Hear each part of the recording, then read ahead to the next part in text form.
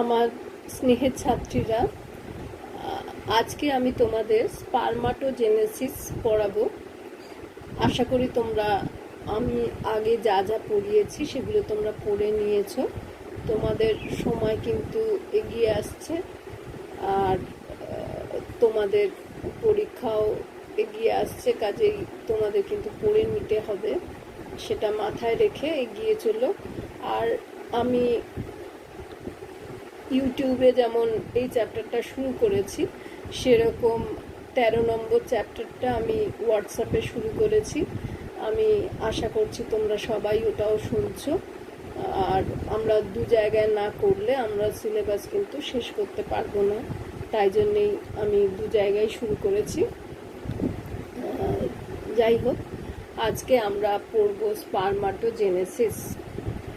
স্পারমাটোজেনেসিস বা স্পারমাটোজেনেসিস কাকে বলে না, যে ধারাবাহিক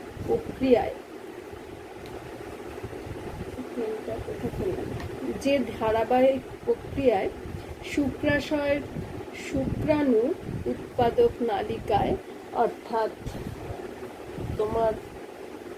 অর্থাৎ সেমিনিফেরাস টিবিউলের ভেতরে স্পারমাটোগোনিয়াম থেকে শুক্রাণু উৎপন্ন হয়, তাকে বলা হয় স্পারমাটোজেনেসিস। অর্থাৎ যে প্রক্রিয়ায় সেমিনিফেরাস টিউবিউলের ভেতরে স্পারমাটোগোনিয়াম থেকে স্পারমাটোজোয়া অবধি হয় না, স্পারমাটিড অবধি হয়, এই অবধি সময়কে বলা হয় স্পারমাটোজেনেসিস। স্পারমাটিড হওয়ার পরে যখন ফ্ল্যাজেলা তৈরি হয়, সেটা আবার আরেকটা পদ্ধতি, সেটাকে বলা হয় স্পারমিওজেনেসিস। যাই হোক, আমরা স্পারমাটোজেনেসিস শুরু করছি। স্পারমাটোজেনেসিস সে আমার এইটা দেখো, স্পারমাটোগোনিয়াম হচ্ছে 2n সেল, মানে এখানে ক্রোমোজোমের সংখ্যা 23 জোড়াই থাকবে। এই স্পারমাটোগোনিয়াম প্রথমে মাইটোসিস প্রক্রিয়ায় বিভাজিত হবে এবং বিভাজিত হয়ে কি করবে, এটাকে বলা হচ্ছে সংখ্যা বৃদ্ধি দশা, এই বা মাল্টিপ্লিকেশন ফেজ। এখানে স্পারমাটোগোনিয়াম থেকে আবার স্পারমাটোগোনিয়ামই তৈরি হবে, কিন্তু এইখানে যে স্পারমাটোগোনিয়াম তৈরি হচ্ছে সেটা কিন্তু দু রকমের স্পারমাটোগোনিয়াম তৈরি হচ্ছে, একটা টাইপ এ স্পারমাটোগোনিয়াম, একটা হচ্ছে টাইপ বি স্পারমাটোগোনিয়াম। টাইপ এ স্পারমাটোগোনিয়ামটা স্টেম সেল হিসেবে সেমিনিফেরাস টিউবিউলের ভেতরেই থেকে যায়, আর স্পারমাটোগোনিয়াম বি থেকে পরের ডেভেলপমেন্টগুলো হয়। এই ডেভেলপমেন্ট মানে প্রথমেই হচ্ছে আমাদের মাল্টিপ্লিকেশন ফেজ বা সংখ্যা বৃদ্ধি দশা। এখানে সংখ্যা বৃদ্ধি হচ্ছে, এই যে এ আর বি তৈরি হয়েছে। তারপরে হচ্ছে বৃদ্ধি দশা বা গ্রোথ ফেজ। এখানে স্পারমাটোগোনিয়াম থেকে, এই যে বি স্পারমাটোগোনিয়াম থেকে প্রাইমারি স্পারমাটোসাইট তৈরি হয়। প্রাইমারি স্পারমাটোসাইট তৈরি হয় কি করে, পুষ্টি সংগ্রহ করে এখানে একটু বৃদ্ধি হয়, কোষগুলো ছোট ছোট থাকে, কোষগুলো একটু বড় হয়। কোষ বড় হয়ে যাওয়ার পরে তারপর কি হয় না, পরিণত দশা বা ম্যাচুরেশন ফেজ। এই ম্যাচুরেশন ফেজে মিওসিস 1 এবং মিওসিস 2 হয়। অর্থাৎ মিওসিস তো দুটো ফেজে হয়, একটা মিওসিস 1, একটা মিওসিস 2। এই মিওসিস 1 ফেজে রিডাকশন হয়, অর্থাৎ ক্রোমোজোমের সংখ্যা কমে যায়, আর মিওসিস 2 ফেজে ক্রোমোজোমের সংখ্যা একই থাকে। তার মানে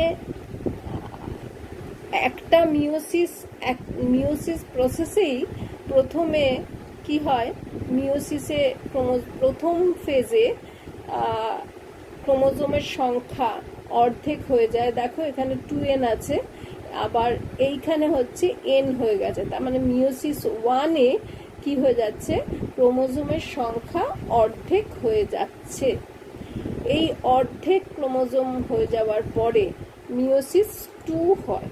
মিওসিস 2টাও ওই একই ম্যাচুরেশন ফেজের মধ্যেই পড়ছে, এবং সেখানে মিওসিস 1-এ যেমন প্রাইমারি স্পারমাটোসাইট থেকে সেকেন্ডারি স্পারমাটোসাইট তৈরি হয়, সেই রকম মিওসিস 2-তে সেকেন্ডারি স্পারমাটোসাইট থেকে স্পারমাটিড তৈরি হয়।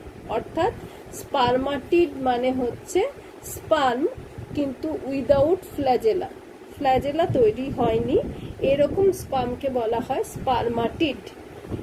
এই স্পারমাটিড এইবার কি হচ্ছে, ফ্ল্যাজেলা যুক্ত হয়। যখন ফ্ল্যাজেলা যুক্ত হয় তখন তাকে বলা হয় স্পার্ম। এই অপরিণত স্পারমাটিড থেকে মস্তক বা গ্রীবা দেহ থেকে এবং লেজ বিশিষ্ট পরিণত শুক্রাণু যে তৈরি হচ্ছে বা স্পারমাটোজোয়া তৈরি হচ্ছে, তাকেই বলা হচ্ছে স্পারমিওজেনেসিস। অর্থাৎ স্পারমাটোজেনেসিস প্রথমে হয়, তারপরে হয় স্পারমিওজেনেসিস। এই স্পারমাটোজেনেসিস স্থিতিকাল হচ্ছে, স্থিতিকাল মানে শুরু কখন হয়। স্পারমাটোজেনেসিসটা একটা মেলের বডিতে শুরু হয় তার যখন বয়স 13 কিংবা 14, এইরকম বয়স থেকে তাদের এই স্পারমাটোজেনেসিস হওয়া শুরু হয় এবং এটা চলতে থাকে শেষ জীবন অবধি। কিন্তু প্রক্রিয়াটা অনেক মন্থর হয়ে যায়, মানে খুব রেটটা অনেক কমে যায়। স্পারমাটোজোয়া তৈরি হওয়ার যে রেট সেটা অনেক কমে যায়, তার কারণ এটা তখন আর পুরুষ হরমোনগুলো তখন কমে যায়, সেই জন্যে এই স্পারমাটোজেনেসিস হওয়ার রেটটা অনেক ধীর বা অনেক মন্থর হয়ে যায়। আর এই স্পারমাটোজেনেসিস হতে, একবার স্পারমাটোজেনেসিস হতে 65 থেকে 75 দিন সময় লাগে।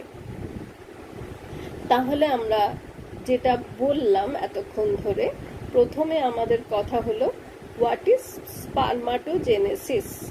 স্পারমাটোজেনেসিস মানে হচ্ছে সেমিনিফেরাস টিউবিউলের ভেতরে স্পারমাটোগোনিয়াম থেকে স্পারমাটিড তৈরি হওয়ার পদ্ধতিকেই বলা হয় স্পারমাটোজেনেসিস।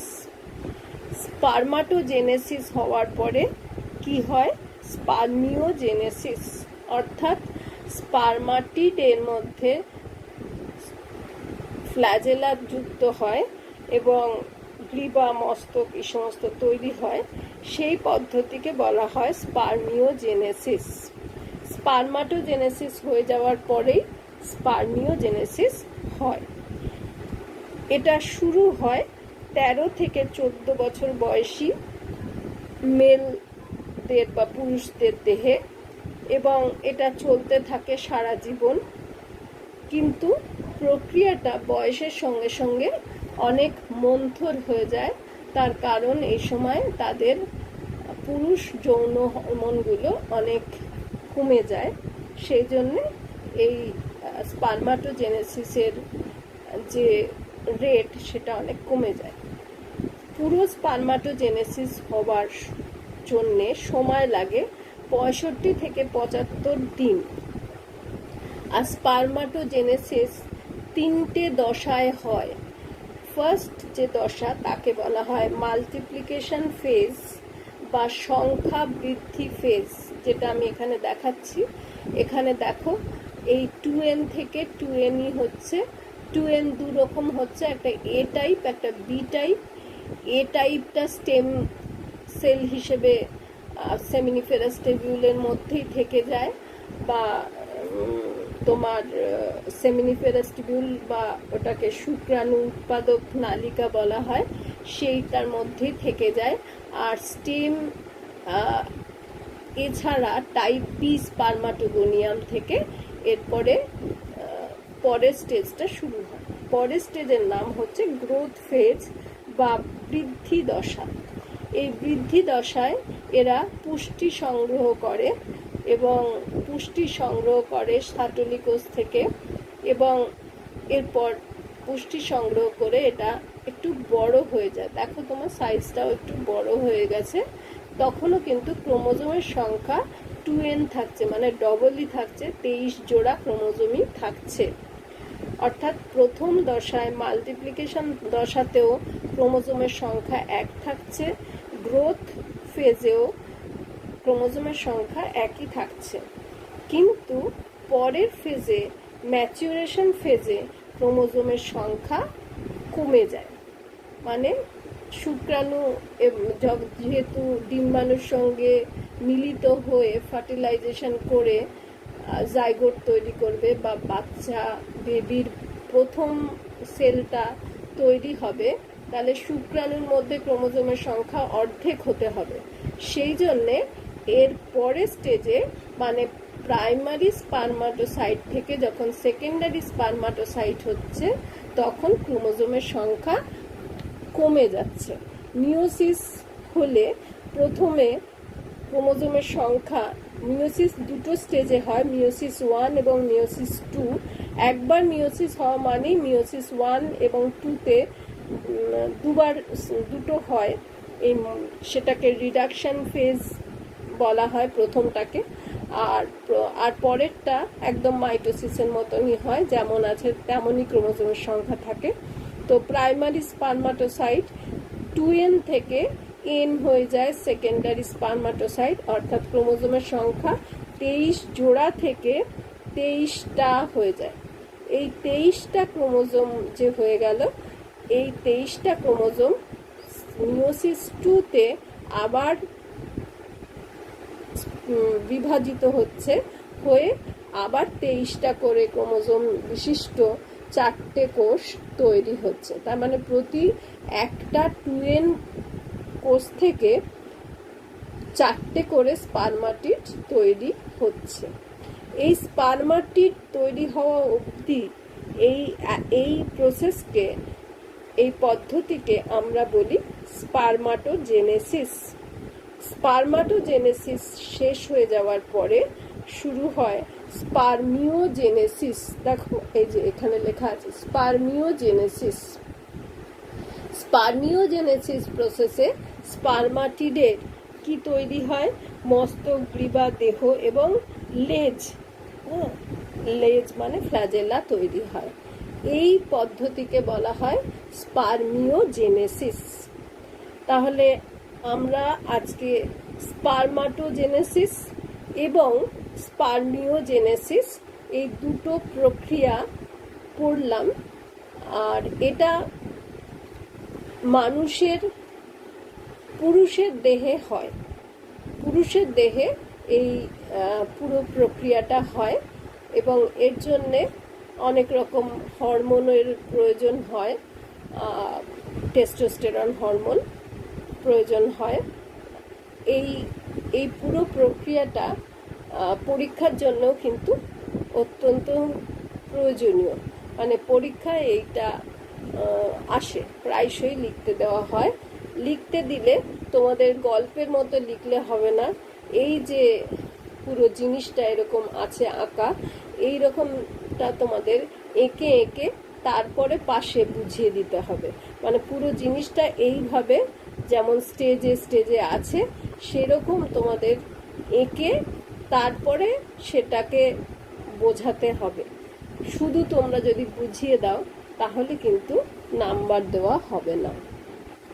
তাহলে আজকে আমরা যেটা পড়লাম, আলোচনা করলাম, আমি আশা করছি তোমরা সকলে বুঝেছো। আর যদি না বুঝতে পারো আমাকে হোয়াটসঅ্যাপে জিজ্ঞেস করে নেবে। তাহলে আজকে এইটুকুই। এর পরের দিন আমরা ওজেনেসিস পড়ব।